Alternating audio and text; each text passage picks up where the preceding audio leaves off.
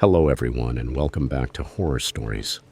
I know many of you use these episodes to fall asleep, so before you drift off, I'd love it if you could leave a comment letting me know where you're listening from around the world.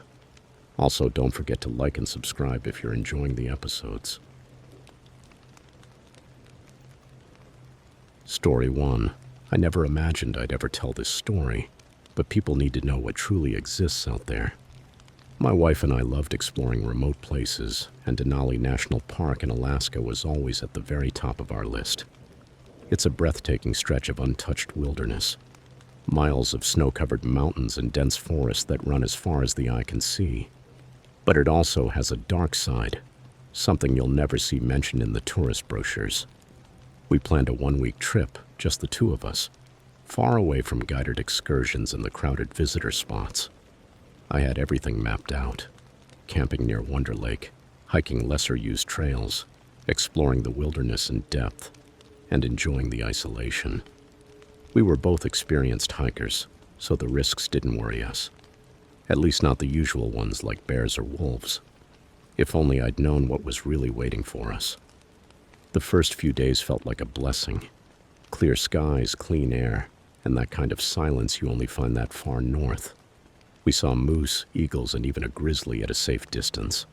But that same silence that felt so calming at first eventually turned against us.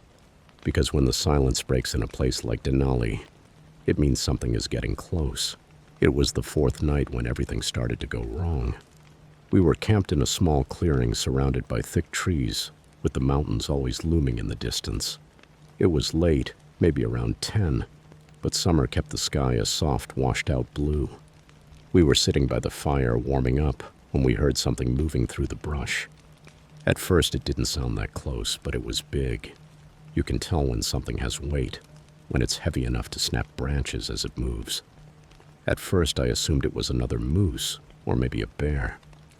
I grabbed the flashlight and stood up, trying to make out something between the trees. Then the noise stopped. The fire kept crackling in front of us, but beyond it there was nothing. My wife asked if I saw anything. Not yet. I told myself it was nothing, that maybe an animal had passed through and kept going. We sat back down, but neither of us could shake that feeling, that sense of being watched. If you've spent enough time deep in the wilderness, you know exactly what I mean. It's like the entire forest is holding its breath. And that's when the smell hit us. It was a rotten stench, like something had died and been left to decompose in the heat. We both wrinkled our noses, and I stood up again, flashlight in hand. The smell was suffocating, and there was no wind. Whatever it was close. This time I walked toward the edge of the clearing, sweeping the beam through the trees. At first I saw only what I expected: tangled branches, thick foliage. But then I caught a glimpse of a pair of glowing eyes, reflecting the light of my flashlight. At first they were low, close to the ground, like whatever it was had been crouching. But as I stared, the eyes rose, and rose again, too high. Those eyes had to be 2 or 3 meters off the ground, locked directly on me. I didn't move. I couldn't move. My heart was pounding so hard I felt it in my throat. My wife whispered, asking what I was seeing, but I couldn't answer, because what was in front of me shouldn't have existed. It wasn't a bear. It wasn't a moose. It wasn't anything I'd ever seen before. The silhouette was huge, but wrong. It was hunched with long arms hanging down almost to the ground. The eyes didn't blink. They just stared, fixed, unflinching. And then it made a sound, a deep growl that seemed to vibrate through the air. I stumbled backward and nearly dropped the flashlight. I whispered to my wife to get into the tent, but she stayed frozen, eyes wide with terror. The creature moved, and that's when I saw it fully. Its body was covered in filthy, matted hair, and its face, God, its face looked like something out of a nightmare. Elongated, almost wolf-like, but wrong, twisted in a way that didn't make sense. It opened its mouth and revealed rows of sharp teeth. Too many teeth for any animal I knew. Without thinking, I grabbed the rifle we'd brought just in case there were bears. I didn't hesitate. I fired into the air, hoping to scare it off. But it didn't run. It didn't even flinch. Instead, it growled again, this time louder, deeper, like it was warning me. The next move would be mine, and it wouldn't end well. I backed away slowly and motioned for my wife to do the same. We edged closer to the tent, but I knew we couldn't stay there, not with that thing watching us. I fired again, this time just over its head. It growled, and for a moment I thought it was about to charge. But then, as suddenly as it had appeared, it turned and disappeared into the trees. Its massive shape dissolved into the darkness like it had never been there at all. We didn't wait. We grabbed what we could and abandoned the camp, leaving things behind. We moved through the dark woods, guided only by the flashlight. The smell clung to the air, that stink of death, and every snap of a branch made my skin crawl. We didn't stop. We didn't talk. We just kept going, until the sun began to rise, casting a faint glow over the endless trees. When we finally reached the ranger station, we told them what we'd seen. They listened, yes, but you could tell they didn't believe us. They didn't treat it like a bear encounter. They said we were lucky to get out of there and warned us that next time we needed to be more careful. But I saw something in their eyes, a look like they knew more, like there was something they didn't want to say. I asked if there were other reports of strange creatures. They shrugged. But I know what I saw. It wasn't a bear. It wasn't anything natural. There's something in those woods, something that doesn't belong. And I'm not the only one who's seen it. After we got home, I started researching, looking for any report, any story that matched what we experienced. And I found them.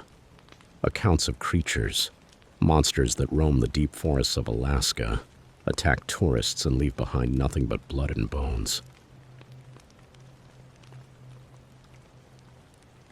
Story 2. Alaska has always been a land of wild beauty and danger, but nothing prepared me for what I witnessed near Denali National Park. I've spent more than 15 years guiding tourists through the untamed wilderness, but this story isn't for the faint of heart.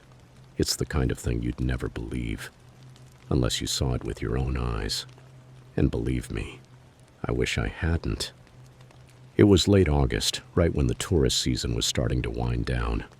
I was with a small group, 3 experienced hikers and an out-of-state couple who seemed more worried about their Instagram posts than learning survival skills. We'd been hiking for several days through the most remote parts of Denali, far from the easy, crowded trails. The air was crisp, the sky stretched wide and clear, and the only sounds were distant birdsong and the occasional brush of wind through the trees.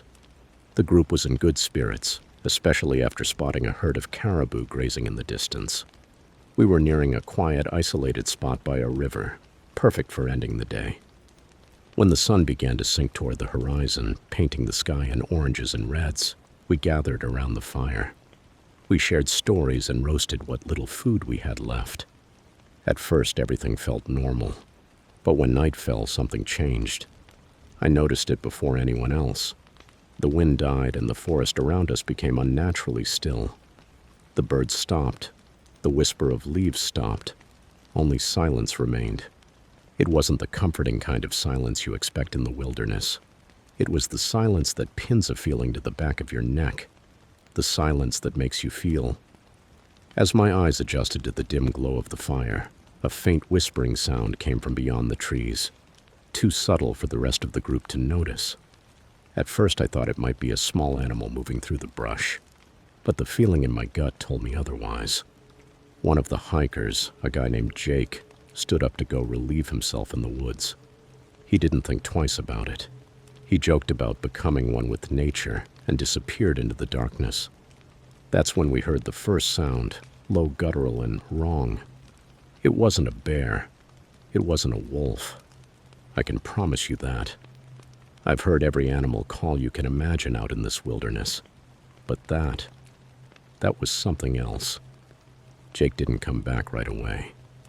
I stood up and scanned the black line of trees again, my senses stretched to their limit. That sick stillness was still there, wrapping the camp like a heavy blanket. I called Jake, trying to keep my voice steady, but I got no answer. And then we heard it. A sharp scream, cut off mid-breath, like something ripped the air right out of him. In an instant, the group sprang up from the fire, panic shining in their eyes. I grabbed my rifle and motioned for them to stay close. We ran toward where we'd last seen Jake. Our flashlights punched through the dark. My heart slammed in my chest as I pushed through the brush, searching the ground for any sign of him. The scream had come from deeper in the forest, and every instinct I had told me not to go any farther. But I had a responsibility. We had to find him. Then, just ahead, inside the beam of my flashlight, I saw it. At first, I thought it was a bear standing upright among the trees. But as my eyes adjusted, the shape became clearer and far more terrifying. It was massive, 2 or 3 meters tall, with filthy matted fur and a hunched, unnatural posture. Its eyes reflected the light with an unsettling shine, almost intelligent. And then I saw Jake, or what was left of Jake. The creature stood over his torn body, its jaws soaked in blood. It wasn't eating him, not the way a predator would. It was like it had ripped him apart purely for the pleasure of violence, a purposeless brutality that froze me from the inside out. It let out a deep, threatening growl, and that's when I realized we were next. I didn't think. I just acted. I raised the rifle and fired. The blast echoed through the trees. The creature released an inhuman shriek, louder than anything I'd ever heard. It shot into the darkness, moving faster than something that big should be able to move. But it didn't leave without making its point. Jake's body lay crumpled on the ground, his face twisted in terror. Panic swallowed the group, screaming, crying, people trying to understand what had just happened. I forced myself to stay focused. If we stayed, if we didn't get out of there, it was only a matter of time before that thing came back. We grabbed what we could from camp, leaving most of our gear behind. My only goal was to get everyone out alive, out of that stretch of forest before we became the next victims. The hike back to the ranger station was a blur. Every snap of a branch, every gust of wind sounded like the creature was following us, waiting for the right moment to attack again. I kept the rifle ready, but deep down I knew it wouldn't matter. Whatever that thing was, it wasn't natural. It wasn't something bullets could stop. We reached the station just before dawn, exhausted, shaken, unable to believe what we'd lived through. I filed the report. I told my superiors everything I saw, but they didn't want to hear it. Like always, they reduced it to a bear attack. They told me I was in shock, that I didn't know what I was talking about. But I did. I knew what I saw. They never recovered Jake's body. By the time search and rescue teams returned to the site, the creature had already taken him, dragging him away, leaving only bloodstains and torn-up earth behind. They closed the case. They called it a tragedy of the wild. They told me to move on. But I can't, because I know it's still out there. Story 3. I grew up in Alaska. I've lived my entire life surrounded by this vast, wild nature, a place that leaves you amazed and at the same time completely helpless. I've always respected this land. Out here, nature is in charge, and you're just passing through. But nothing I'd seen or heard in all my years prepared me for what I ran into last winter. What I saw, what I felt, it still haunts me every night. It was early January, and a friend convinced me to go to a cabin in the heart of the Alaska Range. Isolated, no service, completely off the grid. It sounded like the perfect escape. A few days away from the noise, just the two of us. Some hunting and the silent cold of the wilderness. I was excited, and honestly, it didn't seem dangerous. I mean, we'd both done solo hikes, camping trips. Hell, we were born in Alaska. This was just another trip. We didn't bring much gear, but we made sure we were prepared. You're far more likely to run into a moose or a bear than anything else. We loaded up the snowmobiles and made the 3-hour ride to the cabin, crossing frozen rivers, weaving through thick trees and arriving right as the sun started to go down. The cabin was old, built sometime in the 50s or 60s, but solid. No comforts, no running water. Just 4 walls, a stove, and a strong roof over our heads. We lit the fire, settled in, and got ready for the night. The sky was clear, the stars were bright, and the cold bit hard. It was exactly what I expected. Even better. The only sounds were the crackle of the fire and the wind. The first night was quiet. We drank a little, played cards, and told old stories. But something didn't feel right.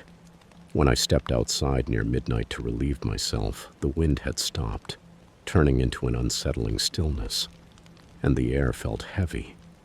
It was that kind of silence where, for no obvious reason, you feel the urgent need to look over your shoulder, like the woods are paying attention to you. I ignored it. I figured it was just the isolation. The next day, we decided to take the snowmobiles out to explore a bit, maybe hunt some rabbits, or even spot a caribou. We rode miles deeper into nowhere until we found massive tracks, bigger than any wolf tracks I'd ever seen. We stopped to look. They were wide, with long claw marks digging and dragging through the snow. My friend suggested it might be a bear, but the shape didn't match. And besides, at that time of year, there shouldn't be bears out there, at least not that far north. They should have been hibernating. We followed the trail for a while, but we lost it in the thick brush. The rest of the day passed without incident, and we made it back to the cabin before dark. Still, that uneasy feeling came back. I couldn't shake it. That same night, once we were settled in, I heard a deep guttural growl. It was faint, but unmistakable. It came from somewhere in the woods, carried by the wind like a whisper. My friend heard it too. We stayed perfectly still, listening. The growl came again, this time closer. I grabbed my rifle and signaled my friend to stay quiet. We waited with our breath held, listening for any sound outside. The growl faded, but the tension didn't. The next morning, we decided to check the perimeter to see if we could find where the sound had come from. And that's when we saw the tracks again, only this time they were right around the cabin. Fresh, circling it like something had been watching us. They had deep claw marks with a shape that looked almost human, but far too large. The hair on the back of my neck stood up. Whatever it was close. I could feel it. We argued about what to do. My friend wanted to leave, but part of me, stupidly, wanted to stay and figure out what the hell was out there. We're both that stubborn. We agreed to stay one more night, but to stay alert. That night, when darkness swallowed the woods, the temperature dropped fast. We checked the door again, made sure the rifle was loaded, and sat by the fire. But I couldn't relax. Every snap of a branch, every gust of wind sounded like something moving outside. Around midnight, the growling came back, closer, louder, more aggressive. My friend jumped to his feet, grabbed the flashlight, and aimed it out the window. We couldn't see anything, but the sound wouldn't stop. It seemed to circle the cabin, and the growl grew lower and more guttural, like it was getting angry, like it wanted us to understand it was there. And then came the hit. A hard impact slammed into the side of the cabin. The walls shook and dust fell from the ceiling. My friend threw open the door with the rifle raised, and I followed, my heart hammering in my chest. The icy air hit me like a slap in the face. But there was nothing. No sign of any creature. Just the dark, silent forest stretching in every direction. Then out of the corner of my eye, I saw movement. A blur of something large sliding between the trees. Faster than any animal should be able to move over snow.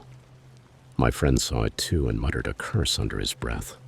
We aimed our flashlights into the darkness, but whatever it was had already vanished, leaving only silence behind.